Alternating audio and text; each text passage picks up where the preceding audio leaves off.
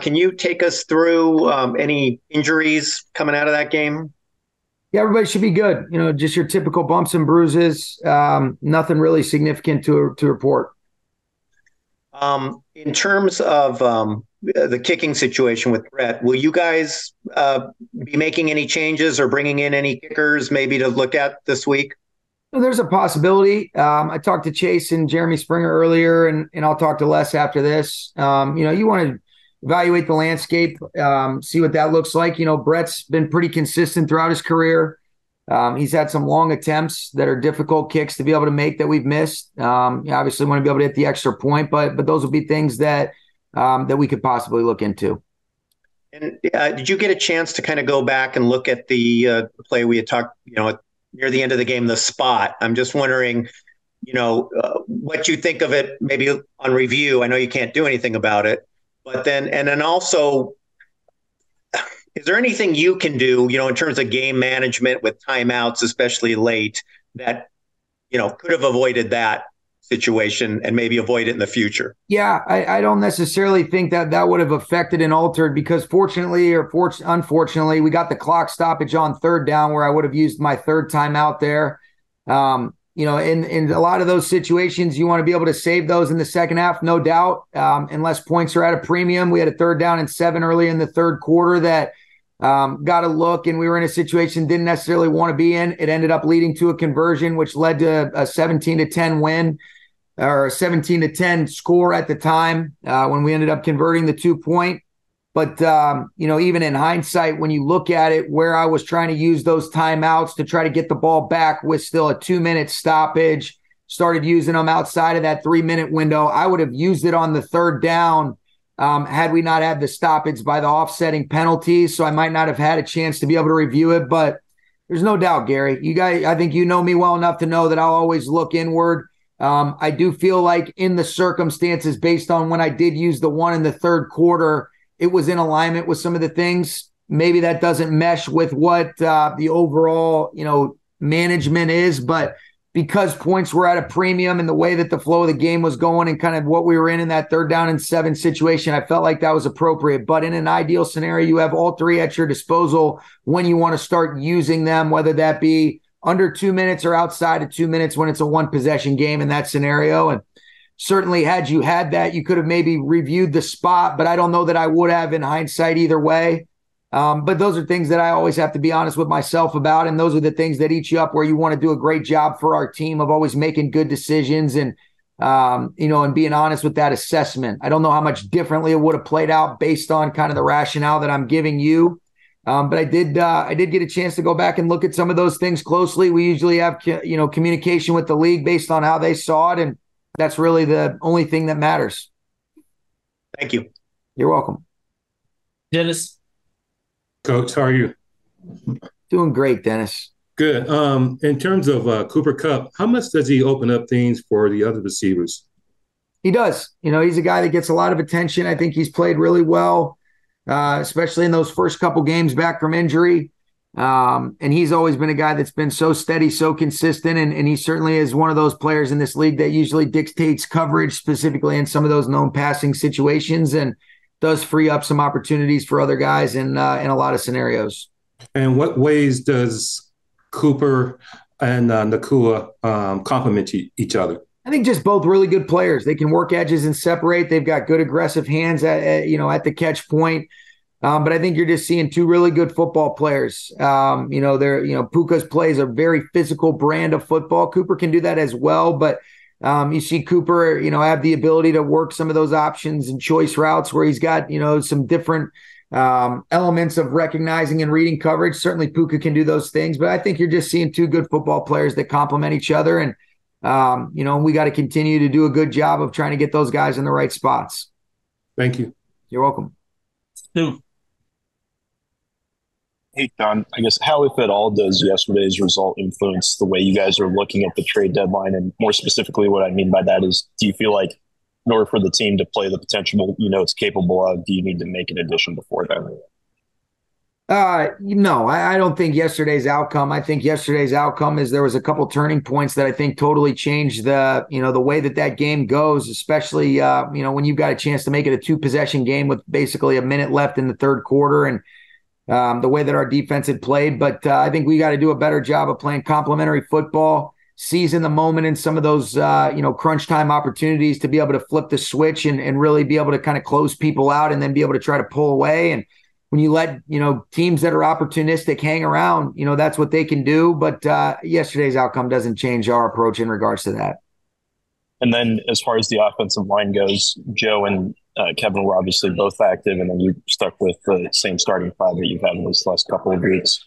What do you like about that group specifically? And I guess what does that mean for Joe's role? I look at Joe as still a starter. Joe is working himself back to being healthy. When he is at full health, exactly how that affects what we'll do with the, that 5-man rotation is to be determined. But been pleased with those guys. I really like what I've seen from the left side of our offensive line. I think, Alaric and Steve are younger players that are continuing to get better and better with experience. Love the communication and the command and the competitiveness of Coleman Shelton. I think Kevin Dotson's done a nice job since he's played. I thought Joe Noteboom did a really good job when he played. I thought Joe did a good job against Indianapolis starting at left tackle, and I've been really pleased with the steady, consistent presence and play of Rob Havenstein. I thought he did an excellent job against a really good player yesterday, and those guys have done well. There's always areas of improvement, but overall, I thought they did a nice job, particularly in the run game. There were some good situations in the protection, and there were some certain situations that we can certainly be better, but it's to be expected against a really good front like them. Thank you. You're welcome. Adam. Hey, Sean. Daryl picked up a lot of blitzes there and pass protection in the backfield. Like, what is it about him that makes him so effective in those scenarios? I think he's fearless. He plays with good technique. He'll stick his face on people. He's always had a good low center of gravity and sturdy from his, core all the way up. And he's always been really good because I think how just sturdy he is. And I think part of why he's a good contact balance runner is why he's good in blitz protection. And when he sees it, he'll go meet people at the line of scrimmage, tight elbows, tight thumbs, and be able to uncoil up through people. And he's not turning his face. He's going through people. And, Daryl has always been really good as a protector. I thought he did a good job of leveling some runs off. I thought Royce did as well. And they were a team that was a heavy pressure outfit, especially on some of those early downs. And we saw a lot of backer, blitzes or rush to cover situations yesterday. How teachable is pass protection for a running back versus it being partly instinctual? Well, I think it's definitely teachable from a technique, but I think there's certain guys that have an innate toughness where they won't close their eyes at the point of contact and they'll go attack people when they see it and they're decisive. And so I think there's definitely technique elements, which Ron Gould does a great job of being able to teach and emphasize. But I think there's also an element of the physical toughness that is needed and necessary to play with the appropriate technique. And I think, both those guys that played yesterday are checking both those boxes. Thanks, Sean. You're welcome. Jordan. Hey, Sean, I know you've reiterated a couple times about not necessarily thinking you guys will bring anybody in at the trade deadline, but in terms of there has been pretty public interest over various points of this offseason in some of your players. And sure. Then like who? Well, Les saying he's got multiple calls guys and teams are always checking different things at this time of year. I got you. So I wondered when it comes to someone like Joe, and I don't know how much you can share at this time, but when teams see health, he's getting back to health and he's inactive, and then you guys had also brought in Kevin, is he the type of player that you possibly would get calls on this time of year? You know what? I'd have to, we'd have to see how things go. He's a starting caliber player. We look at him as basically a starter on our roster too. And the only reason that he was inactive a couple weeks ago is because he wasn't ready to play for the groin. He's still getting himself back where we deemed it that him being up as a possible, whether it be guard or a tackle, even when he's not at 100%, is better than, some of the alternatives. But you still want to be smart with him. But I would think he would fit in that role, but he's a really valuable player to me and to us. And then pivoting a bit there, Tutu Atwell on Puka's 36-yard catch and run. Tutu Atwell sprang a block for him on the sideline. Yeah. Two-part question. What can you take me through that play? And then the second part is, when you guys are in the offensive meetings and you're replaying cut-ups and stuff, does something like that get a reaction?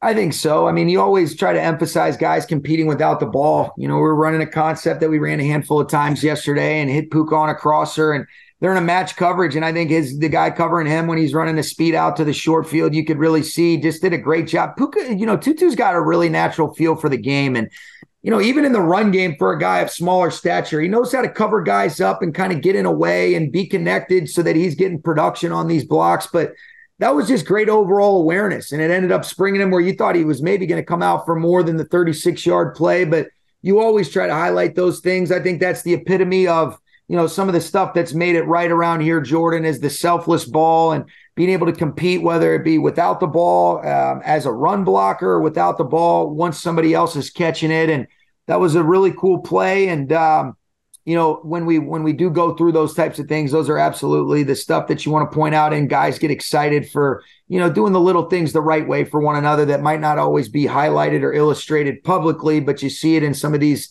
team meeting settings. And I think that's really important to highlight. And then just real quick follow-up on his touchdown, on Tutu's touchdown.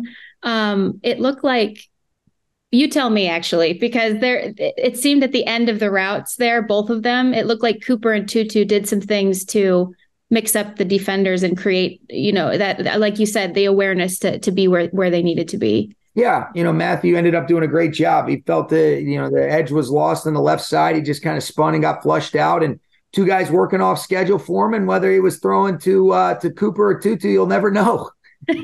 Thank you. You're welcome. Sarah? Hey, Sean, I know it's early, but do you expect Kyron and Ronnie to be ready to come off IR as soon as they're eligible? I hope so. I think like what you said, I think the first part is it's still a little bit early, but that was certainly, there was a debate on whether or not we were even going to do that with Kyron, knowing that the bye fits in between there, and that still doesn't count as one of the 4 games that you have to miss. So definitely that would be the goal with him. And then as it relates to Ronnie, he's a guy that we're hopeful on that, but we'll see how he continues to respond from his knee injury. And then how did you think the rotation worked with the 2 backs? And do you expect to kind of use that path going forward, or expect to see maybe Miles or Zach contribute as well? I think we'll see. A lot of it is predicated on what it looks like, as we start to dive into Dallas. But I was pleased with both those guys. I thought they did a really nice job, Sarah, on a short week. Not necessarily a short week, but on kind of short notice where their roles were elevated. I thought we ran the ball efficiently. I thought our guys did a good job blocking. I thought they pressed it fairly well. Like what was being asked earlier, I thought there was some good elements of some pass protection. Almost scored on the screen to Darryl in the tight red area, but it got us down to the 1-yard line where he was able to punch it in. So I thought both Royce and Darryl did a really nice job. You can expect to see, I would imagine, a similar deal, and then we'll see how Miles and Zach fit into that equation as we move towards kind of the game plan and then their progression as well. Thank you. You're welcome. We're wrapping up with you, Gary. Sean, only because you alluded to it a couple times over the last few weeks. I know this is a big week of preparation for Cowboys, but is this also going to be a big week for you and your family? I think so. Yeah, there's a good chance of that. So we'll keep you guys posted if there's a new addition to the family in the near future.